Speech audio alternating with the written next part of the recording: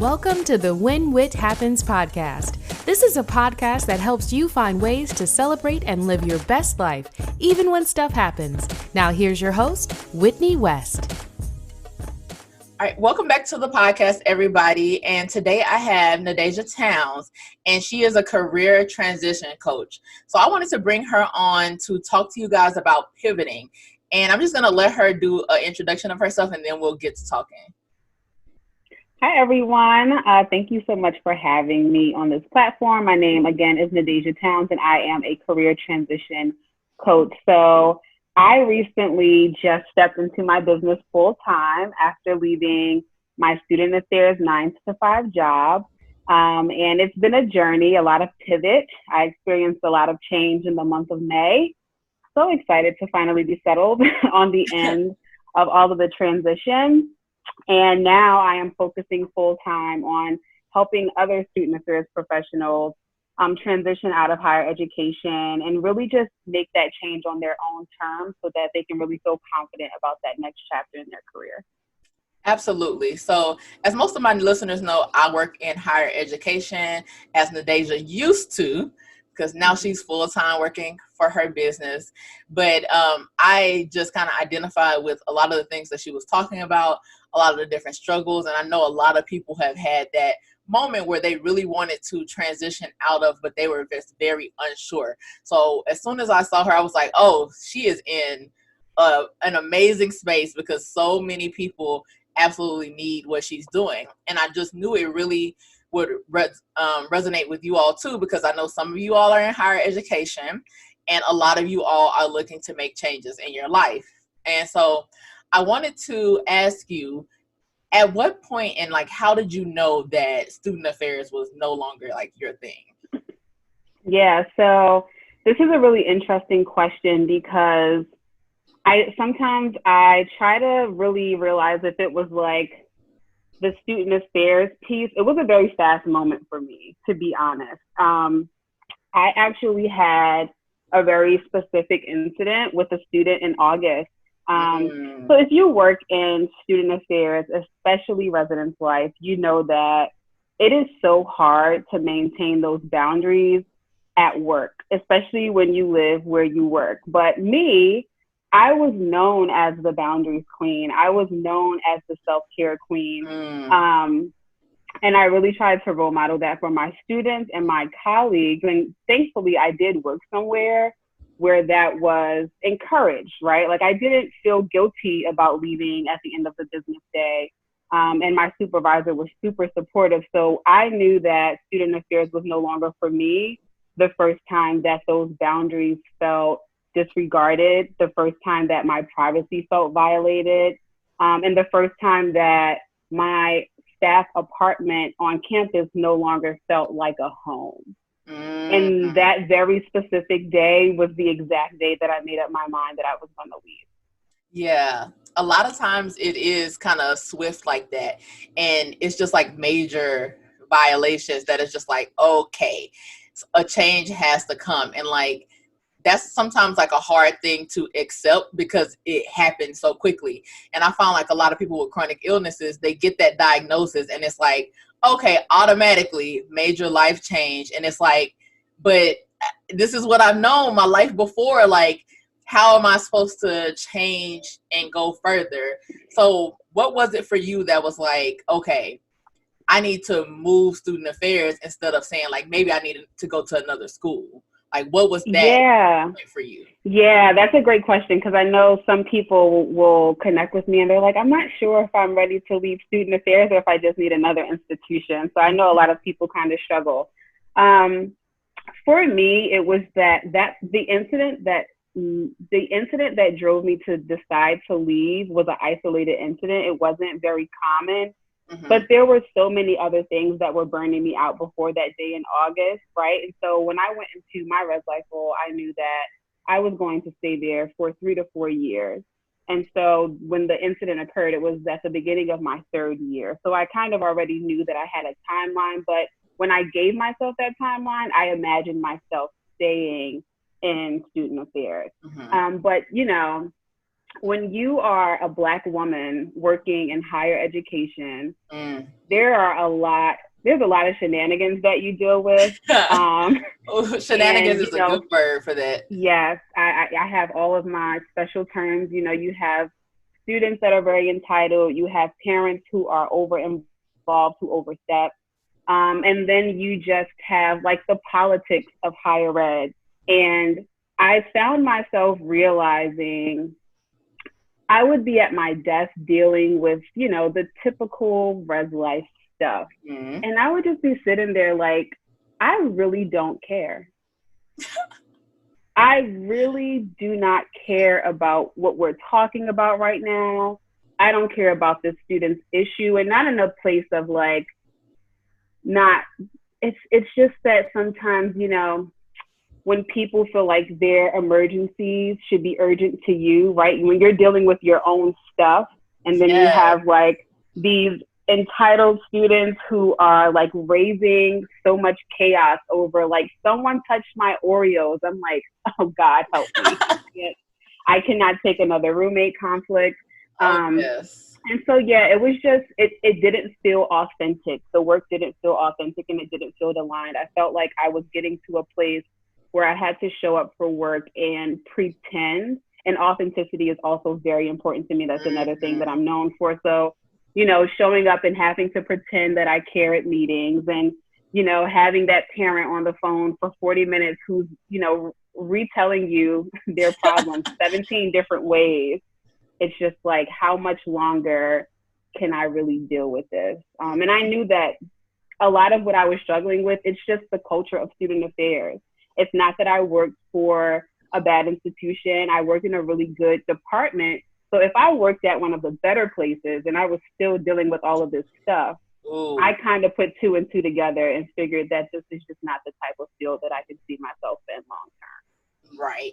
That makes a whole lot of sense. It's like, because if my overall environment is good, but something is still not right, you really have to listen to yourself and like your feelings about that to say that I need to make a change, and that change may not look like what I thought my life was going to look like. I don't know what your degrees are in, if they're in like higher education, but yes, it's like, they are. see, and you're just like, I did all this work, but it's like, you have to also have that talk with yourself, because some people don't realize that your degrees, while they're in something, like the fact that you got that education shows a set of skills that means that you can do other things. Yeah, and I just want to add on to that a little bit, because this is a soapbox that I have to get on often when I talk to my colleagues, or when they're like, yeah, Nadejiah, like, I want to leave, we talk the talk, but that action is missing. Mm-hmm. I think the struggle with a lot of folks who work in higher ed is they feel like their degree is a life sentence, right?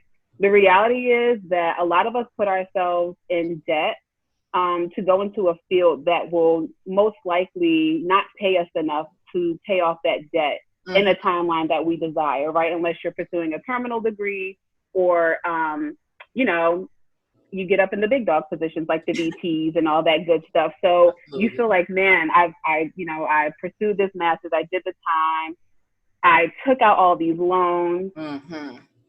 If I leave, then I wasted my time. If I leave, I wasted my money. But like you said, you still have your degree, you still have your experiences, you still have your skills. So it's really just about taking ownership over what experiences you've been able to have, and figure out how you can use them and leverage them after you leave.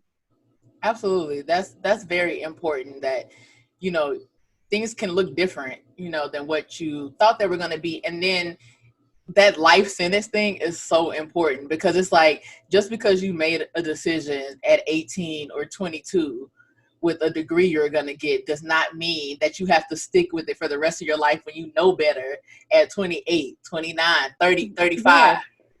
Like, you are looking back now, I didn't know nothing about nothing when I went into grad school. I was just naive. Right. Gullible. It's right. It's like, who knows what's gonna, like, what curveballs life is gonna throw at you to make it so that this doesn't make sense for you anymore.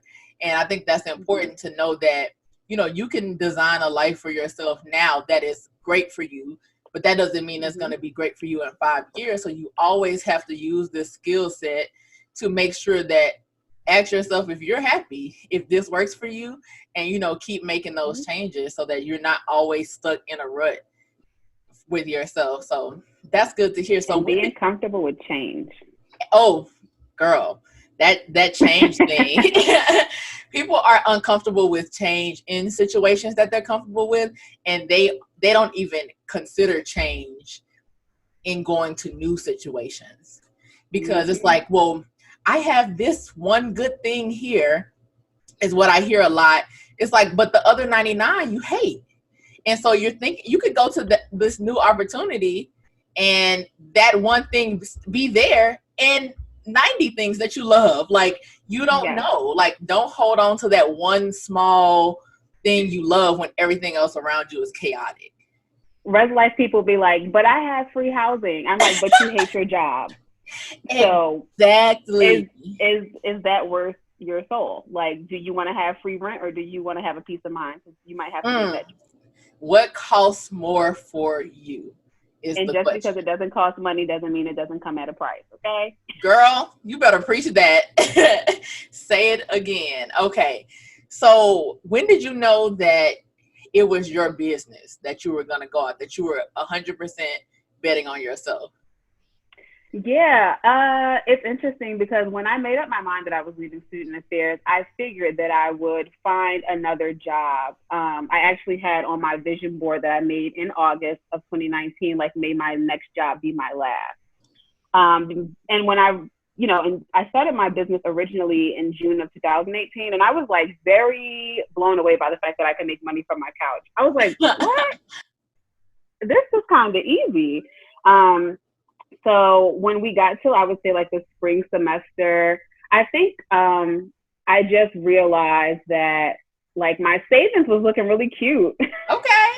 Because I'm a savings queen too. So, like, I paid off my $20K student loan debt in 10 months. Like, that's a part of my story that I usually share on my platform. So I know how to lock it down and save some money. And I just happened to think, I'm like, oh, if I had, this amount of money saved, that would be, like, pretty cool. Like, that would allow me to get myself settled for 3 months before I jump into another role. And then coronavirus happened. And there was so much concern about job security and furloughs and layoffs. And it was so much easier to save more money because we were not doing anything. We were all home, Absolutely, hopefully spending time with our loved ones. So, that cute number that I thought could make me, comfortable for 3 months doubled in my last few months, because I was like, wait, I could, like, take the rest of the year to do whatever I want. Okay. So that's basically what I'm doing now. And I really just, my mindset was, if I can take the last 6 months of this year to really pour into my business, then I should be able to continue on this journey when we get to 2021. And so it didn't make sense for me to jump into another job, because it would only distract me from the time and energy that I wanted to pour into my business. I'm like, this is the only time that I can just do what I want to do and not have to worry about being able to afford life. Right. So I had to make it work. Yeah. That's what I did. It's like the perfect, like, set of circumstances too. It's like this year, while it started off crazy, like, I feel like it's given some people the opportunity to really do what you said and take either the last 3 or 4 months or the next 6 months to really focus on yourself and invest in yourself and believe in yourself, because that's all some of us have, like, you live alone. If you're working on something, it's like, if you want to take this time, like, this would be the perfect time, because you're not distracted by outside events. Yes. You're working from home, so you can kind of slice up your time a little better, because, when you're doing a full-time job and you have a business, you think, okay, well, I'm only at work for 8 hours. Never true. Because not only are you having to wake up early, you're having to travel there, whether it's 20 minutes, 30 minutes, or a 5-minute walk somewhere. These things wear you down. And then you always need that time to decompress. And it's kind of something different. Although you don't get to, like, separate your, like, house from your job, you can kind of block out your time. Like, okay, I need that moment to rest right now in the middle of the day from 1 to 1:30. And then I'm a little more refreshed. So as soon as I clock out, I can do a few hours on my business without having to worry about commuting, cooking. Something could be in the Instant Pot or whatever while you're working.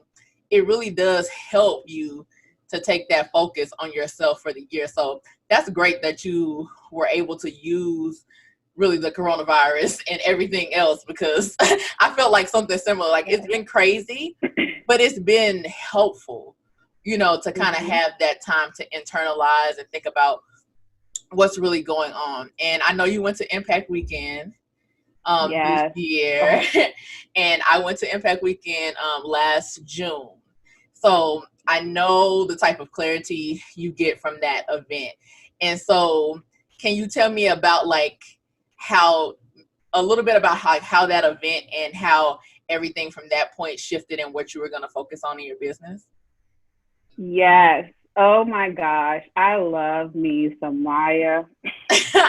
I was so grateful to be in that space with all those other Black women. Amen. Who are also entrepreneurs. I have never experienced anything like that. And people were asking me, what was it like? I'm like, it is the best experience I've had as a Black woman / entrepreneur so far in my life.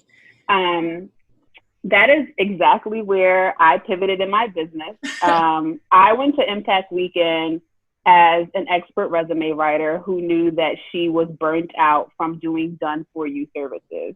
I was making the money, but I didn't feel fulfilled by what I was doing, and it wasn't really allowing me to have an impact. So as I'm thinking about leaving student affairs, I'm no longer going to be around these students who I get to see regularly, have these impactful conversations. And so I'm trying to figure out, like, where is this going? How can I still have an impact, you know, in my own business? And Maya was doing some good old hot seat coaching.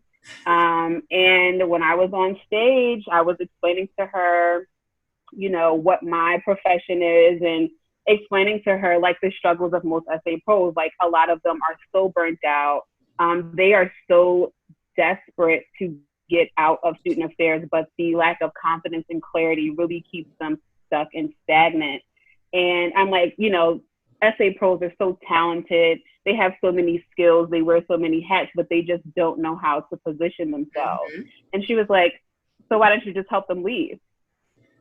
And I was like, doesn't it always just come so simply out of her mouth? Like, it is literally like watching God work through her. It is so amazing to witness. And so she gave me that idea. And so, you know, little old me, I'm like, okay, thanks. And I go back to my seat and I'm like thinking about it, and it's like rolling around in my head. And then like 3 different women walked up to me and they were like, I am so excited for you to do this work. Like, I have this friend who works in student affairs. I have this friend who works in Res Life, and she hates her job and she really wants to get out, but she doesn't have the support.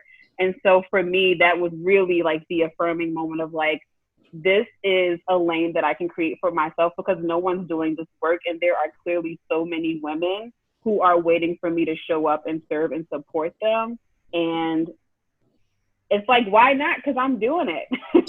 I am doing it right now. And so I can not only support them with a career strategy, but speak from personal experience. And people like to work with someone who knows where they've been before. So Impact Weekend played such a big part in me pivoting in my business. And I just went home like, man, I have so much work to do. So when I finally, you know, actually pivoted and launched my signature program, Beyond Student Affairs, I was like, man, I feel like I've been on this journey forever to get to this point to finally start doing the work. But it feels so much better than how I was running my business before. And it's so easy to do the work because it's like I see myself in my clients. And so I get really excited when we're, you know, going through their journey. Yes, absolutely. I think that's really important that, you know, you're kind of doing like what seems scary to a lot of people. You think, okay, let me just cast my net wide and it'll make more sense. But it's like really important that you really narrow down what it is that's important to you, what works for you, where you can have the most impact, whether that's in business or in your life. Like, a lot of people don't make those decisions like, well, let me just do whatever, or I'm not happy, and so, but this is the life I have to live. It's like, no, like, what makes you happy? Like, what feeds your spirit? Like, you can really design your life and your career around these things. It seems scary because you're narrowing yourself down, but you're going right down into like your area of genius and happiness where things just really start flowing to you. Because I'm sure like once you narrow it down to like, I'm helping these people, it's like people come out of the woodworks that you were like, no one's seeing me here. But it's because you're in a large group. But when you like funnel yourself down to say, no, I'm here for you all, they're like, okay, well, we're here, you know, to be helped and to be seen and to be heard. Because, you know, when you say you hear everybody, everybody's like, okay, well, you hear me. But it's like, no, Nadejiah, I hear you.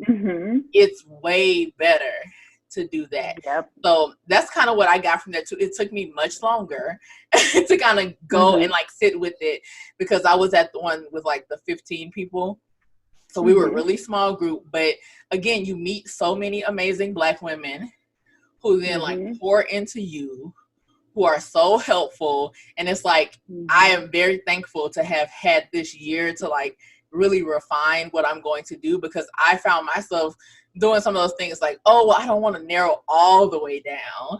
And it's like, well, I could help all of these people, and I can do this. But it's like, no, it's important to like go to that group that you know that you can really serve. And so that's something that I did as well. And like, speaking of that, and with everything that's going on with the country, a lot of people just confronting systemic racism. And we know that that can be a big issue in higher education, just like it is in the outside world.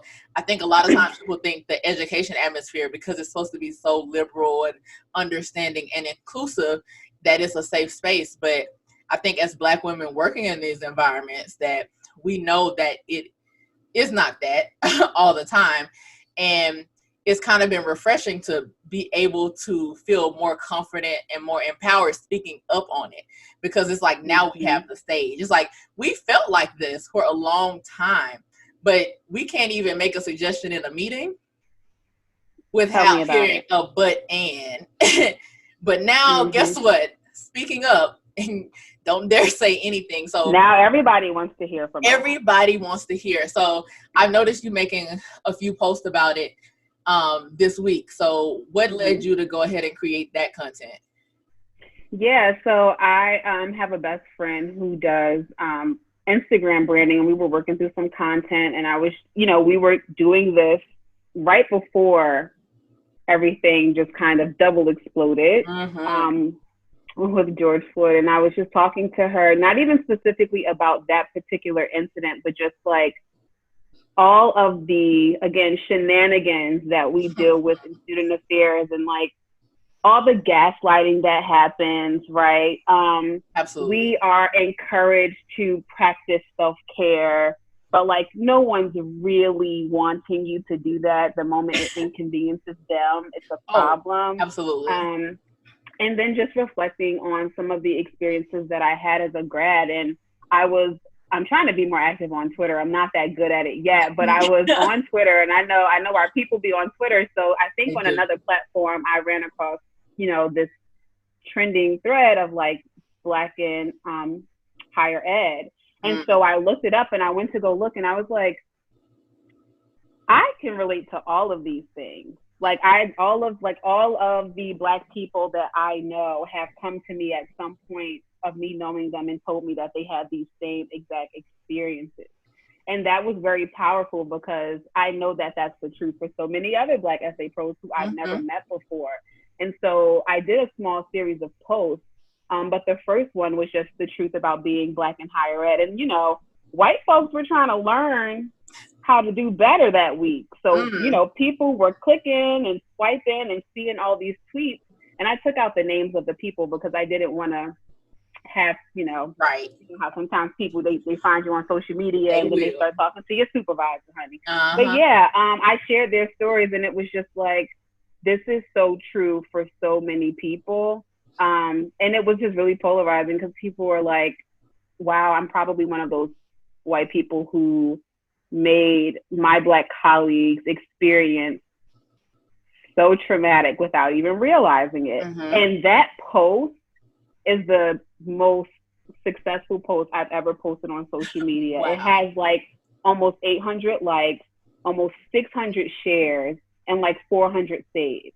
And I don't really get into social media stats, but that's a big deal for me and my platform. Exactly. So I was like, well, y'all keep spreading the truth. You know, these stories need to be heard and these voices need to be amplified. So I just wanted to use my platform to amplify those voices, because I found the conversation on Twitter, but I felt like I didn't want that conversation to just get caught in Black Twitter. I wanted the people who needed to see it, because everyone's talking about how companies can do better, how coaches can do better. And I'm like, hey, you don't have to be a big shot to be a better person. If you work in higher ed, this is what you need to know. And this is what you need to reflect on if you really want to be a part of change. Exactly. Yeah, I saw that post and I was like, this is it. Because people just don't realize, it's like the fact that you have to, safe spaces are great, but the fact that we almost have to seek out safe spaces of other Black people in higher education just to feel okay is a problem. It's like we are almost creating our own underground railroad of communication. It's like we all need to get together. We all need to talk about what's going on. We all need to, okay, well, what happened in your department? And what did they say here? And what is this? Just to make sure, one, we even get all the information. Two, to make sure that false information isn't being spread. And then to help each other out and make sure that people know what they need to know. It's like we have to form these bonds because nobody is giving us that leg up. Nobody. And when you mentioned the underground role, I'm like, dang, that's so true. Like there is so much, side communication that happens in order for us to feel safe. And at my last institution, one thing that I was really, really grateful for was that they created a Black Girls Meet, which was an affinity group for Black women. And that was one of my favorite spaces to be in. But like, even just thinking about us being in that room and just being able to like let our shoulders down and just be honest and transparent and authentic and not have to be censored or worry about something leaving that room, that created a feeling that I would have never been able to experience in the larger department. Yeah, absolutely. It's just so we have to deal with so much. And I was just talking to my best friend who works in higher ed as well. And we were just talking about how at her institution, they had one of those, open table talks about everything. And like one of her white coworkers kind of started crying. And I was just like, heavy sigh. And it's just like, these are the interactions that now we can't even be in this space and say what we want to, because this is like the heightened representation of what we're dealing with every day. And so if you're listening and you're not Black or you're not in higher ed or you don't understand, what we're saying is that we're explaining what's going on with us, and someone has an emotional reaction that then centers themselves. And this is an emotional reaction that we cannot have, and we stop ourselves from having daily. Yes. Because if we had it, we would be, so we're unfit to do our jobs because we're too emotional. We can't handle constructive criticism is what it would be called. And then we'd be told that, we are too sensitive and that we should be stronger because we're expected to just take on everything. One of my favorite tweets out of that series that I shared was someone said that being Black in higher ed meant never being able to have a bad day and having to smile through everything. And I was like, chill, because that is so true. It is absolutely so true. But if there is any cry from anybody else, it is people just run to them. It doesn't matter if they did the wrong thing or if anything. It's just, oh, what happened? And it's just like, you're just not even gonna okay, all right. Yep.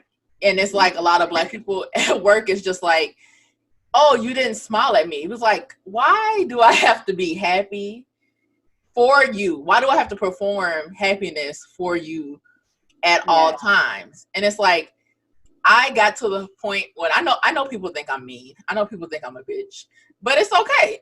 You're going to just have to think it, because I'm also a big fan of my leak, and I'm just like, feelings are not facts. And so when I write emails, I'm very direct and I'm very factual.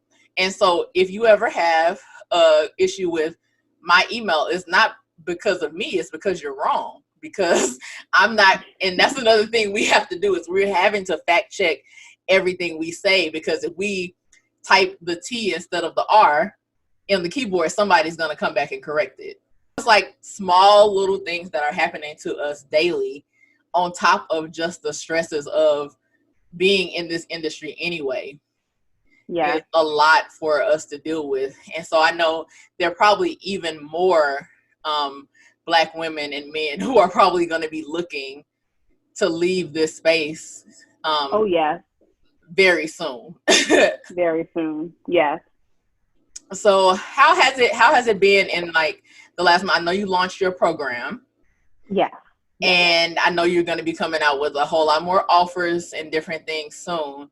So can you give us like a brief description of your program, and maybe anything you can tell us about something you have coming up? Yeah. Thank you for asking, because I love to talk about how I can serve my people. Of course. So in May, I launched my signature program, Beyond Student Affairs. I actually launched my program as I was leaving my job and moving to a new state, which I wouldn't recommend any of you all do, for the entrepreneurs listening. And Beyond Student Affairs is an 8-week program for me to support the student affairs professional who's burnt out. They are eager to leave. They probably see themselves leaving within the foreseeable future of a year. And they want to do the work, but they don't have the confidence, and they don't know how to put themselves out there, because a lot of those clients just think that they have res life skills or student affairs skills, and they don't think they're real. And so my program is really a combination of mindset, career strategy. There's definitely some self-care in there, because I am a firm believer that career and self-care go together, and you have to make them both work. You have to prioritize both. And so I kind of walk them through everything. We do exit strategy. We do career assessments. We talk about money management if you are thinking about moving off campus. And then, towards the second half of the program, we really get into some of the strategy and logistical pieces. So like your resume, getting clear on your skills. How are you telling your story when you're showing up for these employers that are outside of education? How are you using LinkedIn to your advantage? And so it's really a one-stop shop for that SA Pro who knows that they're ready to leave, but they just don't know where to start. I literally walk them from the beginning to the end. And I also make sure that I offer them some aftercare support, because leaving is scary, right? So even after I walk you through the process, you're going to want to call me at some point and be like, Nadejiah, I have this interview tomorrow. Get me together real quick, right? Because the confidence is a really big piece. And so I'm really giving them, the clarity, the confidence, and the courage to take that leap that so many of us are afraid to take. Because I don't want to see any more of my colleagues just being stuck and miserable. It really does break my heart. And so I was so excited to launch that program. So that is really where my focus is right now. But I also have a private Facebook group. It's called Student Affairs Sanctuary, and it's also for the same type of client. And so there, I do some free training, and I like to ask them, what do y'all need support with right now? Because I know folks are stressed out. And so one of the things that people voted on is like getting ready to leave the residence life nest. And so actually just today, I reached out to my mailing list, and I'm giving them early access to a webinar that I'm going to be doing on July 5th. And it's literally everything you need to know about leasing your first apartment. Because I cannot tell you how many people are like, I want to leave res life, but I don't want to pay rent. I'm like, girl, you will not regret it, okay? The return on investment on paying rent is worth it when you can have peace and privacy. And so I'm going to be telling them everything that I did right with my transition, everything I did wrong, things I wish I knew in advance, and things I would do differently, because I not only want other people to successfully transition out of student affairs, but I want them to have a peaceful transition, or as close as possible, given the nature of change. Right. It's like, I went through this struggle, so you don't have to. You can get to your end goal much quicker. Yes. Learn from me. Exactly. Yes. Exactly. Don't let my mistakes be in vain. Yes, because I know that can be a lot, because I know a lot of people who do go into res life go straight, like from grad school, you have different housing arrangements, and then you have that offer for housing, and it's like, okay, well, I don't have to pay rent, but it's like, sis, maybe if you move to this other industry, you get paid enough that you pay rent and still make more money. So exactly. Yeah, but a lot of times people just don't see that possibility. People are like, I don't make enough money to move off campus. I'm like, no, you just don't make enough money in general. Like, I cannot tell you how many times I've heard someone say, like, they're afraid they won't make more money when they leave student affairs. I'm like, you're already not making much money. Enough money, any money. Like, basically, we already broke. we broke. We already broke, and you ain't got no housing. That's what I'm saying. So, you know, it's really amazing to watch them kind of step into that confidence and, like, understand that, like, yes, you can negotiate a salary. It's not something that's welcomed in student affairs, but if you're leaving, you better sharpen up those skills, because you have a lot to offer. And if you lowball yourself, who can you blame? Yeah. Nobody. Yes. Well, where can people find you on social media? They can find me on Instagram. I'm always on Instagram. My Instagram handle is Nadejiah Towns. It's just my full name. And that's really where I show up and just share a lot of transparency about my experience. I know a lot of people want to hear about it. They want to know what it's like, because they're so curious. It's so like, it's such a thing. People are like, oh my gosh, you left. I feel like sometimes people watch me and they're like, you have the audacity to leave your job without another job lined up and talk about it on social media. I'm like, yeah, come on over here and learn everything. So if you're looking for more of a way to be connected with me on a regular basis and see behind the scenes, you can definitely follow me on Instagram at Nadejiah Towns. And if you are looking for a community where you can learn about some of these career strategies to support your transition, then you can join my private Facebook group, which is called the Student Affairs Sanctuary. You can also follow me on Twitter, but you should follow me on Instagram. It's all the same handle, Nadejiah Towns. Yeah. Yes, and your website is the same as well, right? Yep, just NadejiahTowns.com, and you can find ways to work with me there. If you're interested in applying for my program, you can find information there. Or if you just want to do a clarity call to figure out how I could possibly support you, we can talk a little bit and just figure out what are some different opportunities for us to collaborate. Absolutely. That's where I think you all should just go follow her. If nothing else, it is a masterclass in authenticity, showing what you're going through. And as you were talking about that post that has done the best for you, like, that was just you sharing your authentic experience as it relates to your life, and look what happened. Like, that is amazing that you can do what you love, share something that is important to you, and it be important to other people as well. So I want to thank you for joining me today. Thank you so much for having me. This was so fun. Yes, thank you so much. Everybody follow her, and I will talk to you all later. Bye. Thank you for listening to When Whit Happens. You can find Whitney living her best life at thewhitneywest.com and at The Whitney West on social media. Subscribe and follow for updates. Until next time, keep living your best life.